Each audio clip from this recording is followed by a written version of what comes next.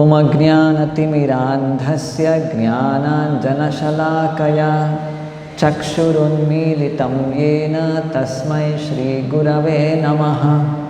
नमो ॐ विष्णुपादाय कृष्णप्रेष्ठाय भूतले श्रीमते भक्तिवेदान्तस्वामिन्निति नामिने। नमस्ते सारस्वते देवे गौरवाणी प्रचारिणे निर्विशेषा शून्यवादी पाश्चात्यदेशतारिणे। जय श्री कृष्ण चैतन्य प्रभु नित्यानंद श्री अद्वैत गदाधर श्रीवासादि गौरभक्तवृंद। हरे कृष्णा कृष्ण कृष्ण हरे हरे, हरे Ram Ram Ram Hare Hare. Continuing the descriptions given by Lord Kapila in relation to the adverse fruitive activities to his mother Devahuti. Here we see in this particular verse, because of the effect of Maya, illusion, a living entity, a person in this material world thinks, I am this body. People connected to this body are my people. The home, land, wealth connected to my body or connected to me are mine. All of these are temporary, but coming under the influence of Maya, he thinks that they are permanent. Yad adhruvasya dehasya, this deha is adhruva. Dhruva means something permanent. Adhruva means temporary, which is not permanent. Yad adhruvasya dehasya, and not only this deha, sa anubandhasya, all the bandhavas or the relatives, starting from wife, children, parents, brothers, sisters, relatives, neighbors, community people, countrymen, all of them are also temporary. Adhruvasya dehasya sanubandhasya durmatihi. Durmati means a misguided person. He is misguided. By who? By Maya. He is misguided to think what? That this body is permanent and the people related to this body are also permanent. And not just that, Dhruvani manyate mohat. He thinks, because of illusion, because of moha, Dhruvani manyate. He thinks they are permanent. And not just that, Griha kshetra vasunicha. Griha, his house, kshetra, the land belonging to him, and vasuni, wealth belonging to him. All of them are dhruva. They are permanent. All of these things permanently they'll be with me. This is how he thinks under the influence of Maya or mohasya, because of mohat, because of illusion. The same terminology is used in Srimad Bhagavatam also. When Vyasadeva, he was being instructed by his spiritual master Narada Muni to sit and meditate on the form of the Supreme Lord, when he was feeling some dissatisfaction, incompleteness, even after compiling all the Vedic literatures, under the direction of his spiritual master, he sits for meditating on the Supreme Lord in a purified state, and then he was able to see the Supreme Lord along with his external energy Maya. There it is described how Vyasadeva sees Maya behind the Lord. And who is this Maya? Yaya sammohito jiva atmanam trigunatmakam manyate. There also same word, manute anartham. It is said there how yaya sammohito jiva atmanam trigunatmakam paropi manute anartham tatkritam chavipadyate. This Atma, the spirit soul, he is para. He belongs to the superior category, superior energy of the Supreme Lord. But because of Maya, he starts thinking, para api manute anartham. He thinks that I am this anartha body, this deha which is unwanted. He thinks I am this body. He forgets that he is spirit soul. He belongs to a superior nature of the Supreme Lord. Everything he forgets and he starts thinking, I am this body, this temporary, unwanted body. I am this body. He thinks like this because of illusion. The solution is anarthopashamam sakshat bhakti yogam adokshaje lokasya ajanato vidvan chakre satvata samhita. Common people in this material world, they are unaware of this fact. Therefore, the learned sage Vyasadeva has compiled the Bhagavatam, so that if they read this, if they hear Bhagavatam, they can get rid of this anartha. Anartha upashamam sakshat. Chakre satvata samhita. Satvata samhita means the Bhagavatam. So by being in touch with the Bhagavatam, by hearing from Bhagavatam every day, only then will we be able to realize that I am not this body, I am spirit soul. At least as devotees, at least we speak this philosophy. We don't know how much extent we have realized this fact. Even at least to speak this philosophy, it is the whatever we have heard till now, that's a result of that. So we go on hearing on a regular basis, then these facts becomes realized within us. Then we'll be able to act on this platform. So the solution is this only, we should have to go on hearing. Because how much ever we see, every day we see people dying, people getting old, people becoming diseased. Still, we think, I am permanent here, I won't die, I will live nicely here, and all the people surrounding me, eternally they'll be with me. Under illusion we live like this. How far this should go on? Just by material intelligence, it's very difficult to come out. Because it's an insurmountable energy of Maya, it's not easy. So the only way, we have to take shelter of the Lord and go on hearing the Bhagavatam. Shri Krishna Balarama ki.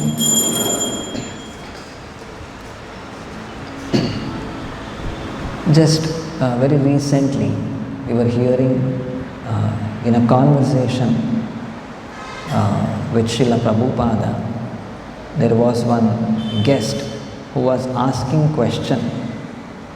After death, what will happen? Will there be reincarnation? So Prabhupada was telling, every moment you are dying. Aren't you dying? Again the guest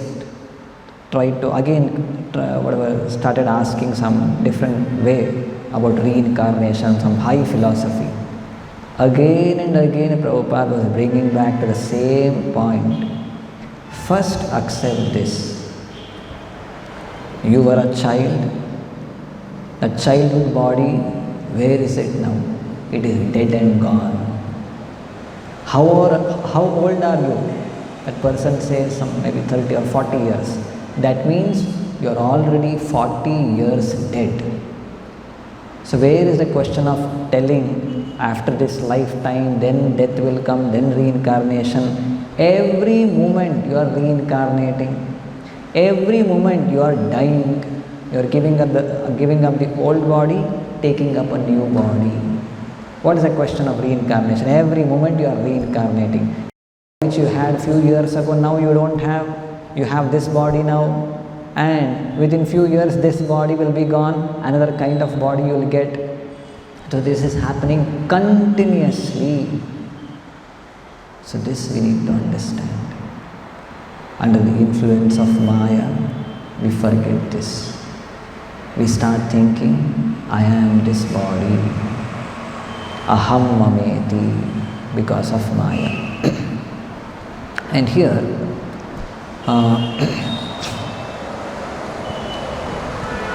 three points are mentioned. Dhruvani manyate mohat, griha, kshetra, vasunicha. First thing is griha. My house, my home, my sweet home, we say. Mine, it is my home. Maybe like people staying in some rented houses, they'll be having this experience. The owner comes and if he orders, instructs to vacate, we may have to vacate within the given time. Or if a person says, no, mine is not a rented house, mine is a own house. This house belongs to me. My father, my grandfather, everyone stayed here, now it belongs to me. Nobody can take me away from this home. We have seen some cases, especially in our temple also. Like whenever some road expansion happens, the government, they'll pass the order from the Supreme Court comes. No, you have to vacate.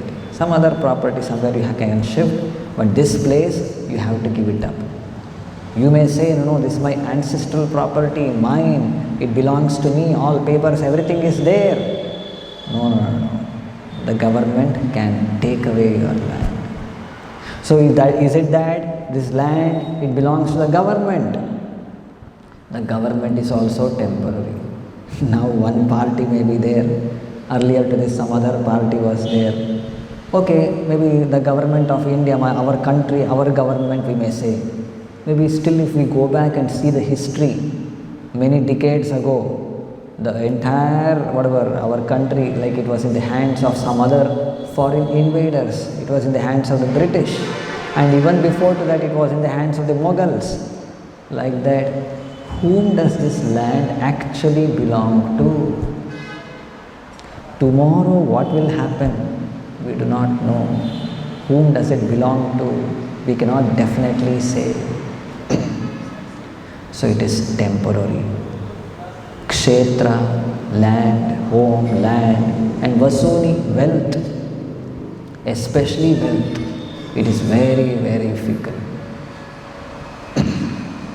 A rich man today may come down to the streets tomorrow, and a person, this story at least sufficiently we have heard, a person without money, now he has become very rich, because they will be glorified in the outside world. Again, next life what will happen to him, next day what will happen, we won't focus on that. In the Bhagavatam, in the 11th canto, there is a story of Avanti Brahmana. One person, actually he was a merchant, a dealer earlier, very much inclined to earning money, making more profit, very stingy. He was very shrewd with whatever possible ways he wanted to exploit people and take money. And this was not very much appreciated by his family members, his relatives. They were not supporting him in his mission of accumulating more money. They wanted to spend even at least for their minimum expenditure. This person, he was not allowing. So they all became frustrated, his sons, his children, his wife, his relatives. Practically at one point of time, everybody abandoned him. And it so happened, he was abandoned by all of his relatives, including his own personal family members. And still he was happy, thinking that, oh, I have this house, I have this money, and somehow I live with this. The next day, there was like some thieves came and they took away all the money from him. And it so happened, even he had to lose his own house, his land, everything. And practically he became penniless and was lying on streets, came to the street. Then he starts thinking about his life, what all he did. By the mercy of the Supreme Lord, he started meditating what all he did in his life. And long description is there. There he says, one of the verse, it goes like this. The translation I'll read. This Avanti Brahmana, after all his realizations, after whatever, he was very rich, surrounded by all aristocratic people, family members, big family he had. Because of his miserliness, everyone had abandoned him and he had lost all of his wealth. And at that point of time, he speaks his realization. He says, he considered how the earning and preservation of wealth involve great effort, fear, anxiety and confusion. If at all a person is going in his pursuit of accumulating more and more money, what all he has to encounter, it involves great effort, prayasa. We said prayasa, over endeavoring for earning money and all. It destroys our bhakti. Same thing. Great effort, fear, and then anxiety, and then confusion. So all of these things we have to encounter. And then he continues to say, because of wealth, there arise 15 unwanted items. So he lists some 15 things, 15 items which arises because of wealth. Very interesting. Let us see what they are. Because of wealth, there arise 15 unwanted items. Starting from first, thievery.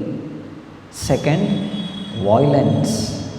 Then third, lying, that is telling lies. Fourth, deception. People start deceiving. Deceiving means to cheat. Then fifth, lust. Sixth, anger. And then seventh, pride. A person becomes proud, puffed up. And then eighth, feverishness.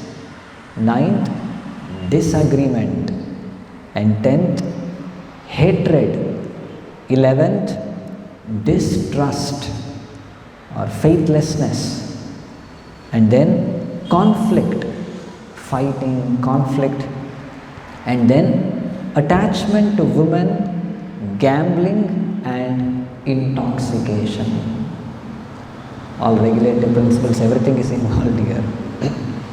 Just because of a person being attached to money, these are the 15 unwanted things he has to face in his life. So these are the realizations of the Avanti Brahmana mentioned in the Bhagavatam. Krishna also in the Bhagavad Gita, in the 16th chapter we can find, wherein in the description of the demoniac people, the people with demoniac tendencies, how they think, how they work, there also almost the same thing is mentioned. the divine and demoniac. Krishna says, the demoniac person thinks, so much wealth do I have today, and I will gain more according to my schemes, because a lot of schemes they have, and based on I am very intelligent and a lot of schemes I will do, and because of which I will earn more money. Today this much money I have, and because of my schemes so much more money I will accrue, and then so much is mine now, and it will increase in the future more and more. And then he starts thinking, he is my enemy and I have killed him, and my other enemies will also be killed. I am the Lord of everything. I am the enjoyer. I am perfect, powerful and happy. I am the richest man, surrounded by aristocratic relatives. There is none so powerful and happy as I am. I shall perform sacrifices, I shall give some charity, and thus I will rejoice. In this way, such persons are deluded by ignorance, thus perplexed by various anxieties and bound by a network of illusions. They become too strongly attached to sense enjoyment and fall down into hell. So this is the description of persons who have the mindset or demoniac mentality. These are all exhibited earlier by Hiranyakashipu, Ravana, Kamsa, and we see the descriptions of Bhagavatam, how each one of them, though they were so powerful, how they had to bite the dust later. So, a devotee thinks, or he is supposed to think, all of these things are temporary. It may be the power, money, wealth, riches, intelligence, my schemes, everything is temporary. And everything is non-permanent, and if at all we become puffed up because of these temporary acquisitions, and there will be a fall down into hell, is what Krishna says. So here in the purport, one more last point we'll see, very important. Prabhupada,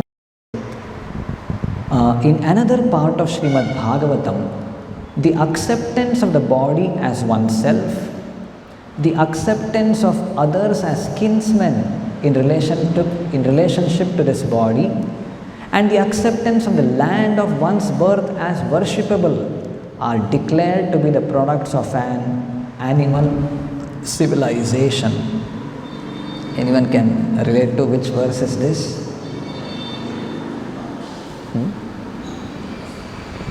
Yasyatma buddhi kunape tridhatuke. Yasya atma buddhi kunape tridhatuke. The person who thinks, Atma, who am I?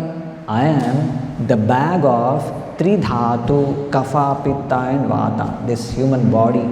It's a bag, nothing but a bag of skin, and inside this all things made up of these three elements exist.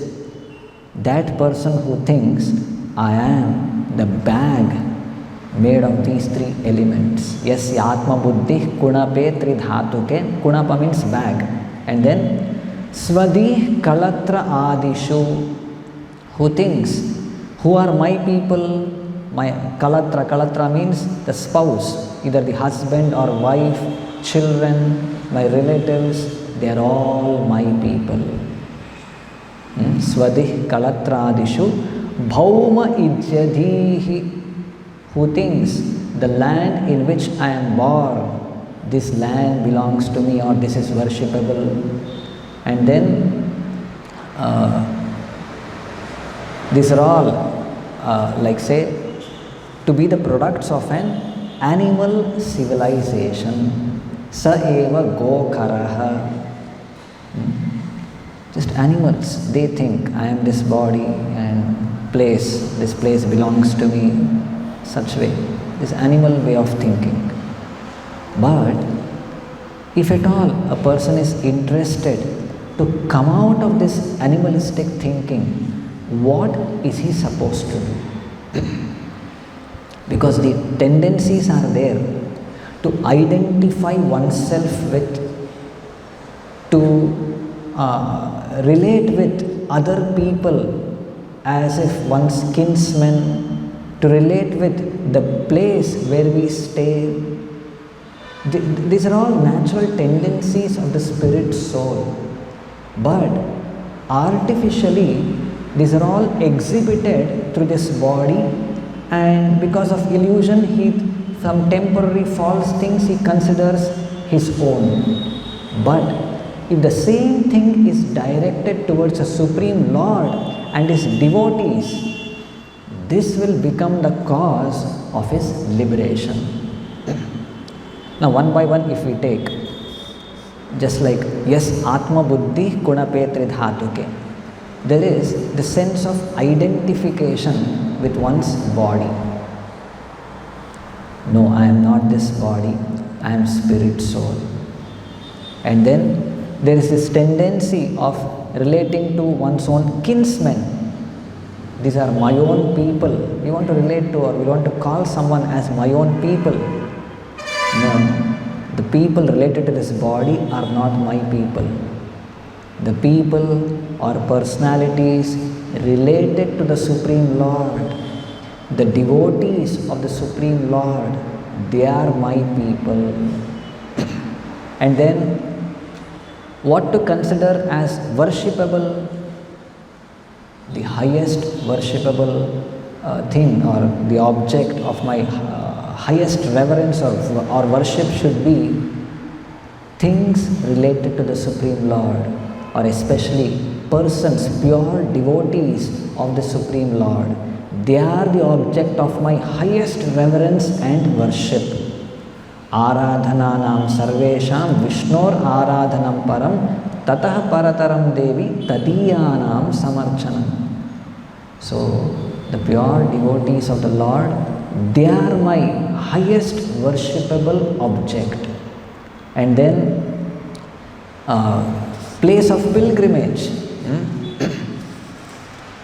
Yat tirtha buddhi salilena karhichit. What is a tirtha?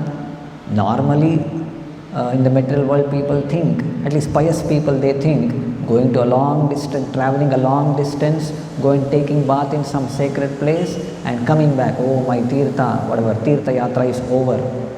No, this is not real tirtha or going to a pilgrimage.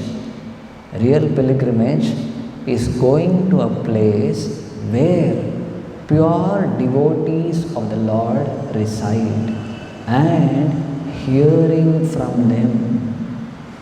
This is real pilgrimage, or the place of pilgrimage.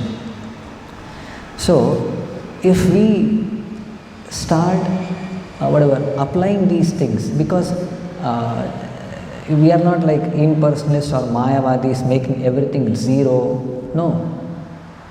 There is tendency for us to identify with certain things, identify with certain people, tendency to worship, tendency to go to a sacred pilgrimage place, but these things have to be done in accordance to the instructions of, like given in the Bhagavatam. Janeshu abhigneshu. We have to get attached to a person, a self-realized person, a God-realized person. We have to identify ourselves as servants of such a person, try to make friendship with such people, try to serve them, and all our endeavor to go and reside with them, whatever, such endeavors, if we can make, only then will we be able to get released from these shackles of Maya, through which we start thinking impermanent things as to be something permanent. I'll read the translation of this verse. Yasya Atma Buddhi.